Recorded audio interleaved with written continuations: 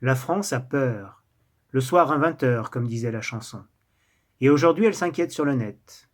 On nous vend partout l'apocalypse financière. C'est la fin du monde, le krach est imminent, l'immobilier s'effondre, les banques sont insolvables et du côté des cryptos, c'est pas jojo.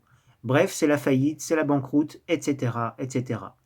Actuellement, ce sont les marchands de peur qui ont pignon sur rue. Ok, regardons le VIX, le fameux indice de la peur sur les marchés. Aujourd'hui, il est valorisé entre 17 et 18, alors que sa moyenne long terme se situe autour de 20. Certes, il n'est pas nul, mais ce n'est pas la catastrophe non plus. Sachant que son écart type inférieur se situe autour de 15. Et tout ceci dans un contexte international conflictuel, avec en plus un doute sur la dette américaine. Comme si finalement le chaos apparent était sous contrôle. Cela peut apporter des perturbations, mais pas forcément le krach final. Alors ok, ça vaut ce que ça vaut, mais au moins c'est un indicateur objectif. Sachant que la rumeur anxiogène, c'est aussi un business. Et pendant ce temps-là, le SP500 évolue normalement au-dessus de sa moyenne long terme sans excès. Fondamentalement, je ne crois pas à un défaut sur la dette américaine, car il faut bien financer le soutien à l'Ukraine.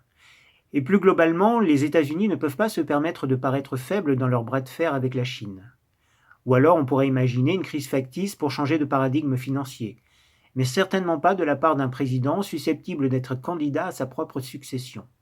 Par contre, après, en cours de deuxième mandat, tout est possible. En tout cas, dites-moi en commentaire ce que vous en pensez. Quel est votre sentiment sur la situation ? Sur ce, bon investissement à tous.